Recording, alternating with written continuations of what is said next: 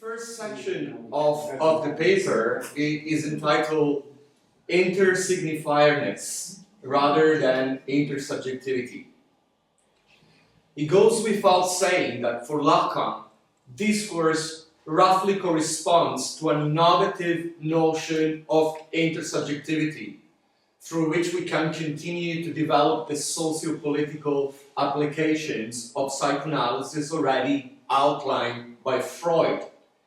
However, straightforwardly starting off from this equivalence, discourse intersubjectivity, fails to account for the metapsychological level of discourse, namely for discourse's material, biological, and ontophylogenetic basis, without which the dialectic between knowledge, power, and jouissance remains ungraspable. And that dialectic is, I think, the kernel of any Lacanian incursion into politics.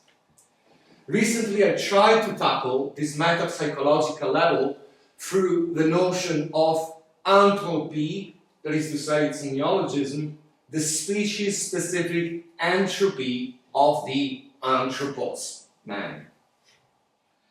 Now, the common approach, somehow naive, to the theory of discourses is also misleading, not only because it ignores the metapsychological level of discourse, but also because it opposes Lacan's aversion to assuming a fundamental being together of the living thing that happens to have language. So my general polemical objective in this paper, actually a short version of a longer paper, is to say that before claiming that discourse is an intersubjectivity, and before going into the specific political relevance of specific discourses, we need to approach discourse through a number of preliminary steps, and we'll take some of these steps here. Discourse, first and foremost, before being intersubjectivity, amounts to, quote Lacan, intersignifierness, subjectivized by its consequence. So undoubtedly, what is at stake in discourse is a certain linguistic amongness, characterizing the speaking animal. But this should be understood in the sense that discourse can in no way get its bearing from subjects, because discourse is what determines subjects as subjected to discourse. Subjects are among themselves only as instruments of discourse, Lacan says. Discourse is neither the discourse of any particular person nor an exchange of information between persons. Instead, it is an impersonal structure whereby subjects emerge as famously nothing else than that which a signifier represents for another signifier, and eventually for the battery of signifiers instituted as knowledge, discursive knowledge. So subjects are discursively split, absent, precisely where they are represented by language, in language. A fortiori, the political import of psychoanalysis lies definitely not in defining what human society as an alleged set of underlying subjects is, or in prefiguring what, moving from these erroneous premises, a better new society should be.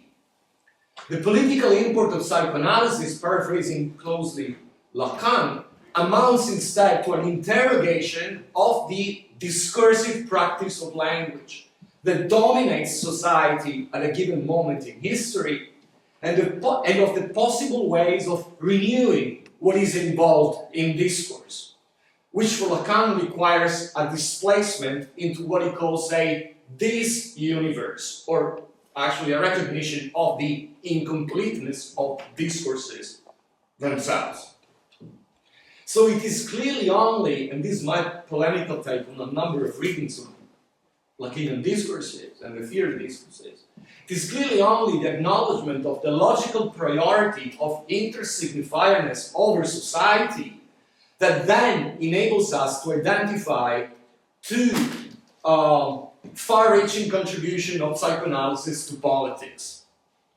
What are these contributions based on this kind of understanding of discourse? First, psychoanalysis can and should contribute to politics insofar as every discourse amounts to a discourse of jouissance. Different discourses are different ways of dealing socially and politically with the constant of jouissance as a presumed loss. Second, psychoanalysis is also and especially involved with politics because, and I quote Lacan, the idea that knowledge can make a whole, WH, which is immanent to the political as such, rests on nothing other than the imaginary idea of the body as grounded on a self-contained good form of satisfaction, that is to say, on a fantasy of absolute jouissance. So, given that I'm not really happy with how the theory of discourses is usually treated intra-Lacanianly, I found some unexpected alternative interlocutor. The Marxist philosopher Pierre Macheret well captures what I'm saying. Well captures the question of embedding intersubjectivity in intersignifierness in his introduction to Lacan's theory of discourses. If discourse, a fundamental element of the symbolic order, neither serves to express oneself from a subjective point of view, nor to communicate from an intersubjective point of view, if discourse is a constraining dispositive that configures the very ways of being in the world, even beyond the fact of speaking, if these ways of being have an impact on every existential behavior by directing it towards paths that have already been traced, if all this is the case, this is Macheret's very good point, then Macheret's conclusion, within the theory of discourses, for the theory of discourses, every initiative of individual speech, even when intersubjectively grouped, inevitably fails to put discourse, whatever discourse, into questioning. So what is primarily thus needed is a theory and praxis of discursive rupture and the suspension of supposed communication. By the same token, politics turns out to be inseparable from a psychoanalytically informed philosophical anthropology of non-totalization. So here, Macheret very much agrees with me that what is needed to support the theory of discourses and the political import of psychoanalysis is fundamentally a philosophical anthropology. We should bear in mind Macheret's insistence on the overwhelming pervasiveness of discourse as conceived by Lacan. If this pervasiveness is unaccounted for, it precludes any political use of psychoanalysis, his theory of discourses.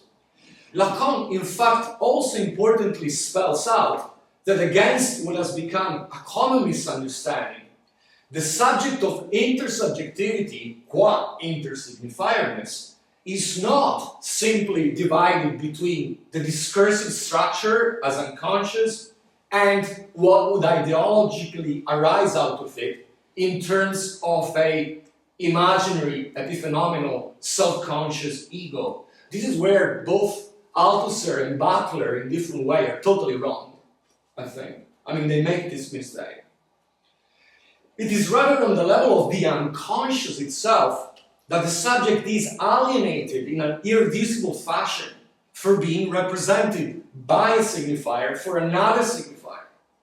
So to put it simply, although the ego, self-consciousness, represses the state of affairs, there is whatsoever no subject of the unconscious awaiting to be liberated. On the contrary, the subject of the unconscious, even as such, requires such a repression. And yet, dialectically, this very fragility of the unconscious subject still marks the place of a existence, of a, quote Lacan, pure there exists of intersignifierness. I think there are at least two instances in Lacan's work of the late 1960s in which he unravels this dialectical point, structure, existence, basically. Discourse, existence. In which he unravels this dialectical point about the inextricability between the discursive structure and the, however alienated, existence of the subject of intersignifierness in a very clear fashion. In Seminar 16, Lacan plainly argues that when we are dealing with the subject, it is always essential to resume the question of structure. Yet, unless we are happy to accept that what we deal with when we speak of discursive structure has no kind of existence, we must also add that the subject of structure has an existence. Paraphrasing closely Lacan here. The same issue transpires more vividly and also evidences its intrinsic socio-political connotations from Lacan's intervention in the discussion that followed Foucault's presentation of his paper, What is an Author? According to Lacan, we should not confuse the dependence of the subject with its negation or death. This means quite simply that on the one hand, the subject depends on language, on the signifier, on the signifying structure stabilized as discourse. In a nutshell, this is what Freud and psychoanalysis teach. Yet on the other hand, Lacan says, it is not the case that signifying structures do not walk on the streets. So the fact that the protesters of May 1968 famously wrote, structures do not walk on the streets, on the walls of the very streets where they are protesting, proves the opposite, Lacan argues. Namely that structures do walk on the streets, that structures are necessarily subjectivized. More to the point, the protesters claim structures do not walk on the streets, proves that subjects structurally misrecognize themselves as independent from structure in the same act with which they also found themselves as dependent on a structure they nonetheless bring into existence as subjects. I think here we should take literally Lacan's insistence on calling the matrices of his discourses quadripod, that is to say, 4 feet structures. This does not imply that structures roam the streets by themselves. They are neither supposedly sentient animal-like quadrupeds, nor potentially rogue robotic quadrupods. Expanding on the analogy, we could say that structures do, specifically discourses, do turn my analogy into walking machines or treadmills, like in gyms, only thanks to the subjects who run on them. However, subjects should not, for this reason, be regarded as stationary walking dead, zombies, driven by predestined structures. Lacan openly concedes that the 4 feet structures of his discourses are in fact, he says, not at all the table tournante of history, the Ouija board of history, like in Seance. In other words, there seems to be room for radical structural change, according to Lacan. Quote, it is not necessarily the case that things always happen in the same way, and that things rotate in the same direction. Accordingly, psychoanalysis should not minimize the riots of May 1968 and disparage them as little demonstrations.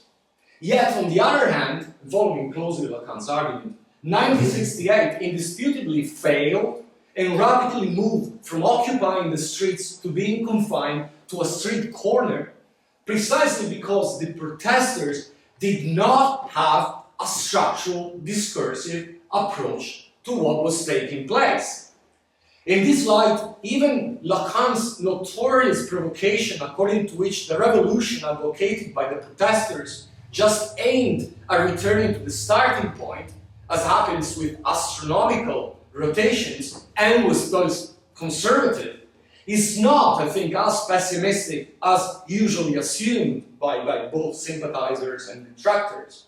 I think Lacan's point here is actually, it exclusively applies to a kind of mistaken pseudo-revolutionary thinking, However, this mistake cannot be confined to peripheral issues of political strategy, since political strategy always presupposes the inextricability of political agency from political logic. So what really matters here is political logic, Lacan. Quote. This is like an impromptu session of Seminar 17. He's talking to students. People scream, "Lacan with us, I am with you. My project is a matter of articulating a logic which, no matter how feeble it may seem to be, is still strong enough to entail what is the sign of his logical force, namely incompleteness." Still quoting. "That makes you laugh, except that it has a very important consequence, especially for you revolutionaries, which is that nothing is whole, WH. Whatever way you turn them, each of these little four-legged schemas has the property of leaving its own gap." End of quote. The title of the second section is Against Vulgar Structuralists and Idealists of Matter. Let us dwell on the dialectic between discursive structure and subjective existence. What is Lacan saying? First, the subject is no doubt an effect of language, of signifiers, and its contingent emergence in natural history. Second, states of affair in the word do not, strictly speaking, become facts unless they are articulated as signifiers. But, dialectical reversal, third, the subject is needed to discursively say these states of affairs as facts, not to mention modifying them. All in all, the subject, as an effect of language, is also the subject of a saying. Again, unquestionably, the one who says comes second as an effect. Yet, the event, Lacan's term of discourse, is nonetheless a saying, not just dull chains of signifiers. Fourth point here, perhaps most crucially, Lacan says it is only by means of the most extreme tightening of saying, his phrase, that the subject discursively introduces the chains of signifiers as real in the word, instead of simply enunciating them in their dull facticity. So, to become such, the real as the flow, the deadlock of structure with which structure coincides, according to Lacan, or you might call it the real as language's impossibility to represent sex as a sexual relationship, requires not only the stabilization of a basic level of language into discourse, through what more technically is the limited loss of an object. It also requires the subject's own active intervention in discourse. In other words, the real as cause, famous Lacanian phrase, retroactively becomes such when it passes through the subject's thinking the real as the discursively impossible. This is what Badiou doesn't get about Lacan, and it looks a lot like Badiou, if you actually translate it into Badiou's terms. Conversely, it is only this further dialectical move in which the subject thinks and formalizes the real as the discursively impossible and acts accordingly that makes the subject really a subject. Here we should not be misled by Lacan's insistence on presenting the signifying structure as the most real, the real itself. Structure is indeed the most real as the pure difference of the logical flow or deadlock of structure. Yet the real of the logical flow of structure exists only as the material subject who thinks this flow, this deadlock, in intersignifierness. This is Lacan's structuralism as dialectical materialism, to cut a long story short. It is only such a retroactive move that that both institutes the real of the subject as an unprecedented ontological cut in matter and opens up the very field of the real as the field of discursive ethics and politics. Now, these seem very highly speculative, philosophical, ontological arguments. Actually, I think they are for Lacan mandatory in order to actually propose a viable theory of discourses which has applications on politics. These highly speculative specifications are mandatory, especially if we wish to clearly demarcate Lacan's theory of discourse from the notions of discourse propounded by both, we could say, vulgar structuralism, that is to say, Lévi-Strauss, but also some renowned Lacanians, and those Lacan calls the supporters of the ideality of matter, Foucault, in my view.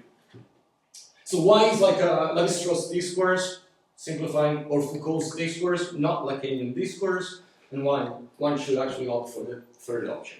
It's basically.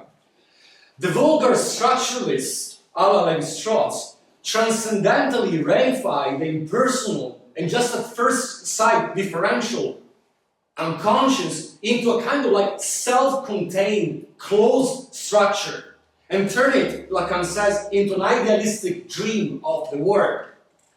To put it bluntly, according to this stance, the unconscious as a structure thinks us. There is no subject. And what the unconscious thinks through us is merely a dream that doesn't correspond to the outside world. It's a pretty simplistic simplification, but this is the point. Lévi-Strauss ends up legitimizing this stance by claiming that structuralism stands as a, quote, transcendental Kantianism without a transcendental subject. It's the same point I've just made. In spite of Lacan's praise of structuralist anthropology, he seems to be targeting a similar orientation both when he criticizes Lemaire for replacing Lacan's basic tenet, language is the condition of the unconscious, with the misleading, the unconscious is the condition of language. And when Lacan attacks also Laplanche and Leclerc, he says for, quote, bringing into play the signifier as joined to itself, as representing an essence and operating as such at the level of the unconscious. Interesting, that's Seminar 16, if I remember correctly. Lacan then says, you know, like what Deleuze says about these issues is much better than what you guys, my followers, are saying, which is quite. I think that quote's from 18, but he talks about Deleuze in 16. Yeah. So, what about this kind of like vulgar structuralism? Well, it is easy to see how such a notional structure, as eventually a closed structure, the vulgar one, politically confines the subject to an ultra-deterministic scenario that hardly contemplates any room for actual change. The four-legged and gaping open matrices of discourse Lacan proposes are here converted into a post-structuralist monolithic matrix in the precise sense of the homonymous film and its philosophically charged definition of a Baudrillardian, hyphenless dream world. At the same time, vulgar structuralism also runs the parallel risk of lapsing into a Jungian archetypal distortion of the discursive unconscious. For a Jungian, in brief, the unconscious thinks the subject, but the subject can and must normatively comply with unconscious knowledge as a concealed yet retrievable and liberating primordial meaning, the meaning of meaning. Here, the impersonal unconscious with the Jungians become, but I'm basically saying that vulgar structuralists could easily turn into Jungians. That's my provocation. Here, the impersonal unconscious becomes utterly personified and even deified as what? As a sapient program.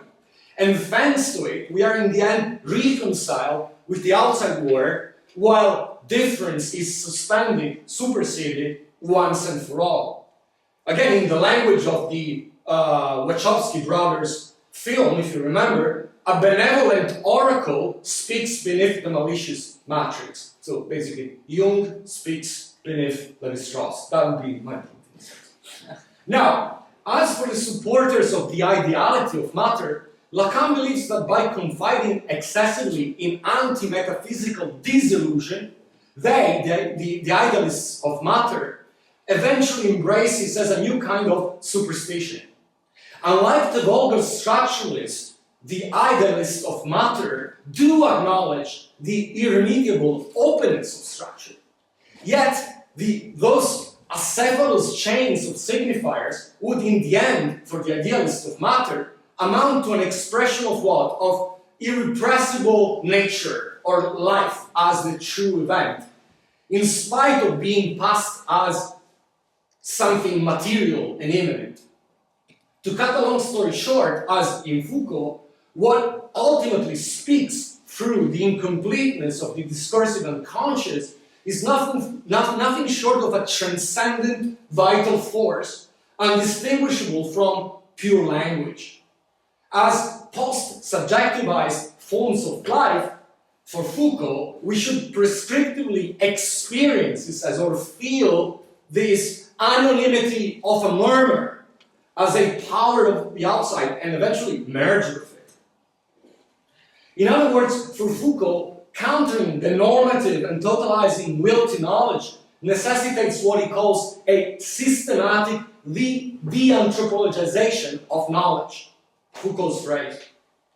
Bordering on the call for non-knowledge, Lacan recovers in Bataille and decries such a Foucauldian de-anthropologization far surpasses any local archaeology and finally coalesces around what I would call a meta-historical substantialist whisper.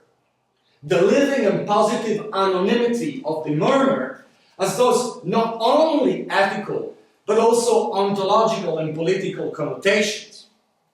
Ontologically, by Foucault's own admission, it amounts to what he calls the noise of an indifference, whereby determining who is speaking no longer makes any difference, and difference itself is reduced to the status of an ideological formation. Politically, this shapeless creativity comes dangerously close to offering an indirect apology for the late capitalist promotion of perennial innovation, infinite flexibility, lifelong learning, ever-changing ways of sexual life, as actually subsumed by the stagnant existential indifference of subjects we reduce to human material. This is because Foucault is like contemporary academic ideology. I mean, if you want to, you don't want to displease anyone, you can have a chat about Foucault, at least in the UK. I'm here skipping stuff. It's quite a long paper, so I'll go on. You'll stop me when you want to stop me. That's one thing, yeah, still 20 minutes, no problem.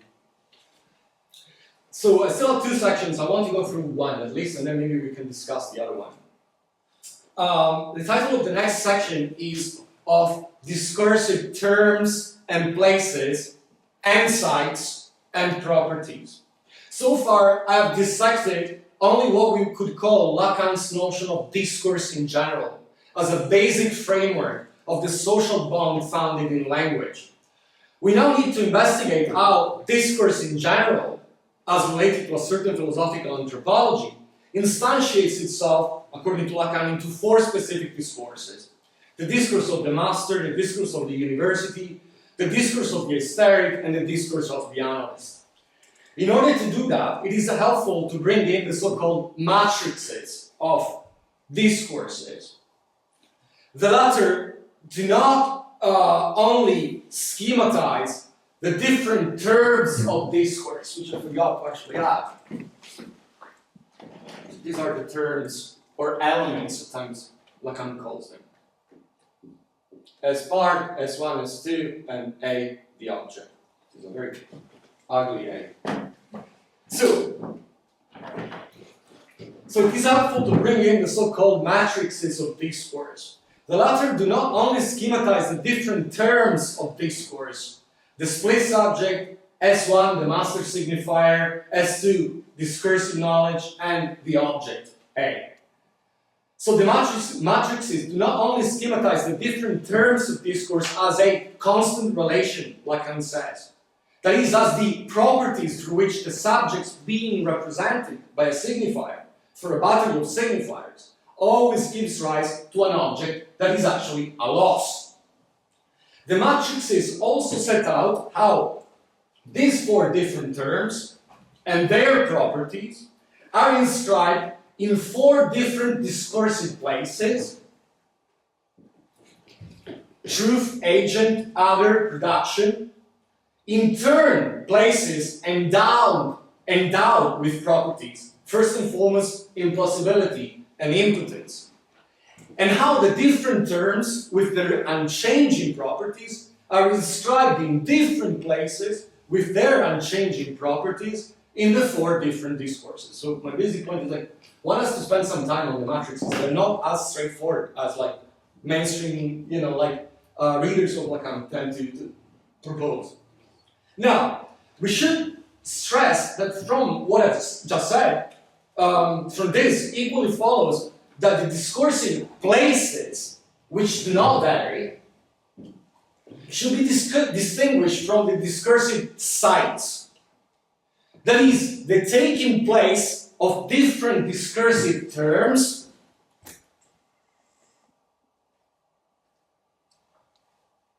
in different discourses. In other words, there are the terms of discourse in general, the places of discourse in general, and the sites of each specific discourse given by the combination of terms and places. Lacan makes this important distinction on at least a couple of occasions, and I think it has been overlooked, at least by, intra-Lacanian discourse, and I guess like notion of site would be very important, also because of the Badiousian echoes, to think the theory of discourses towards politics. So again, the invariant places of discourse are distributed in the following way: truth, agent, other, product, or production. In some version, the place of the small other is actually designated as the place of the big other. At times, Lacan also names the place of the agent desire, and the place of the other work, and the place of production loss. This is not really important in this context. The important point I want to make is that what emerges from these nominations of the invariance of the subject of the discursive places is a set of invariant properties. So the places are properties. With regard to the individual places, the properties are as follows. The place of truth indicates what is repressed by a discourse. The place of the agent or desire defines what dominates a discourse. The place of the other or work shows what is subordinated to a discursive domination and resists it. The place of production or loss marks what is extracted, Lacan says, from a discourse as incomplete, as a gap. And hence, the product is by definition inassimilable to discourse itself. It is a loss. As for the relations between the places, there are both vertical and horizontal properties. Vertically, a bar divides the place of the agent from the place of truth and the place of the other from the place of production. By way of simplifications, we could understand this property, the bar, as the spaltum between self-consciousness, upper line, and the unconscious, lower line. Yet, while the repressed place of the truth of a discourse relates to the different discursive places, the arrow, via the agent that represses it, production is instead the place of a loss, also in the sense that it is discursively isolated from the rest of discourse. You can get back from production to truth.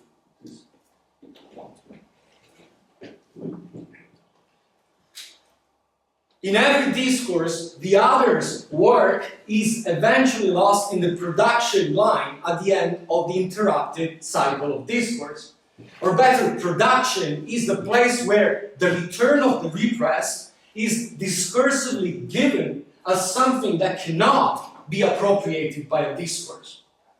We could therefore speak of production, or the product, as the place where the unconscious formations of a discourse, already informing, conforming, and disturbing the places of the agent and the other, come together as a waste product of the social link that here manifests its structural discontent as ultimately unsolvable and are thereby repressed again. So it's an interrupted cycle, right?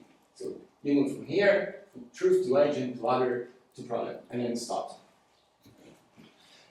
Now, this divergent status of truth and production as both unconscious is due to the fact that the places horizontally express two different properties, impossibility and impotence. Impossibility is an antagonistic relation according to Lacan. It is antagonism. The desire of the agent finds it impossible to fully subjugate the work of the other. You know, pretty alien, isn't it? Lacan thus speaks of the power of the impossibles. The place of the agent is defined by the fact that it is not at all clear whether its power functions. It does and it does not. On the contrary, impotence denotes the absence of a relation between production and truth. Production as a loss cannot discursively relate back to the truth on which it relies. The lower line of discourse is blocked. This is what Lacan, actually Miller, calls the impotence of truth. From a slightly different angle, the repressed truth of a discourse can only be upset at the place of production. It can never give rise to the truth about the truth of a discourse. Impotence thus punctuates the incompleteness of discursive truth. Yet it is precisely such incompleteness, such impotent incompleteness, or you could also say such impotent powerlessness, that sustains the power of the impossibles as inconsistent. Lacan says impotence protects impossibility. I mean, it's a really short phrase, but it gave me like a headache. And I think he's trying to put together basically incompleteness and inconsistency in the matrices of discourse. If you are into Badiou or even Althusser, this is really interesting, kind of like opening up. Now, just as each discursive place and its individual properties do not hold independently of its relational properties with the other places, so these unvarying places and their individual and relational properties are inseparable from the terms of discourse and their properties. That is, the places necessarily cite the terms, and they can do so only by complying with the fixed order of the constant relation between the terms, which is basically this. It goes always this way.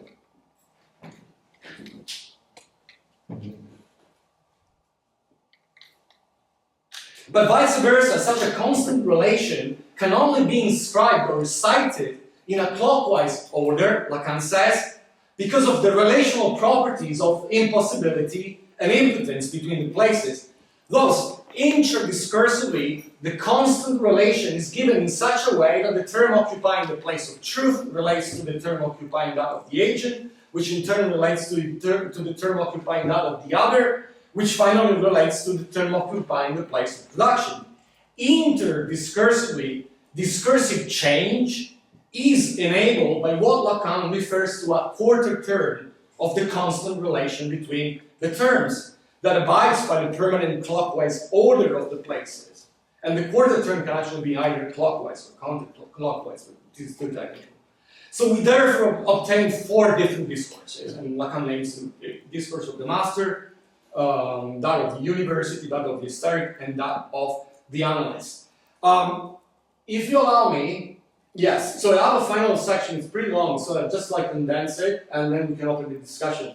But we can discuss this later, but I hope like what I'm trying, I hope I managed to show you so far that what I'm trying here is reopening a discussion about the discourses, but also considering the technicalities in a much more detailed way. So basically saying there is no theory of discourses without philosophical anthropology and a questioning of intersubjectivity, but we should not forget the formalizing aspect of it. So in terms of my methodology, to put it like that. So the 4th and final section, the title is Beyond Anti-History, and it's a kind of like tentative critique of Jean-Claude Milner and his take on discourses. By the way, I love Milner's work, I disagree on a specific one. I'm not sure I will get to that, but we can discuss it.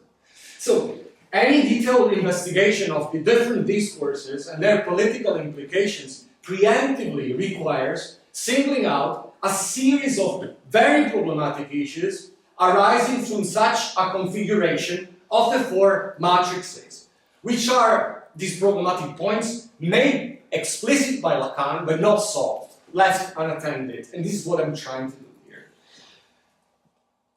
9 quick points, and then I'll stop. So, first problematic point. The discourse of the master is the first of the 4 discourses, also in the sense of a beginning or starting point.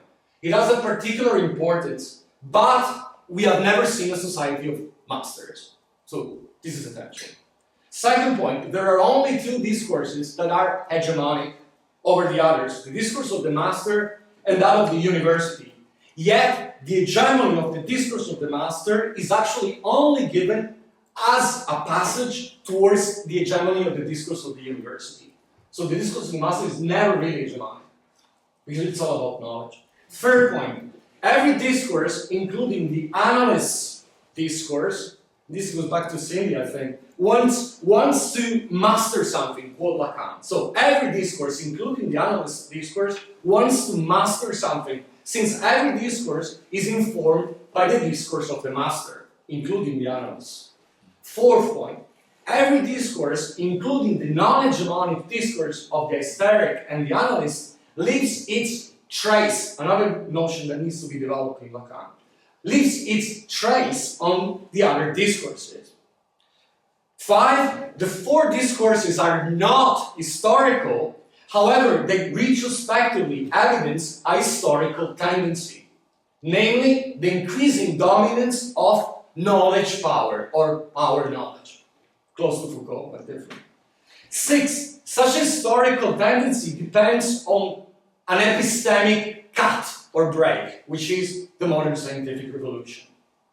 7, there are no more, Lacan says, than 4 discourses, but there is a 5th discourse, the discourse of the capitalist, which is not really a discourse.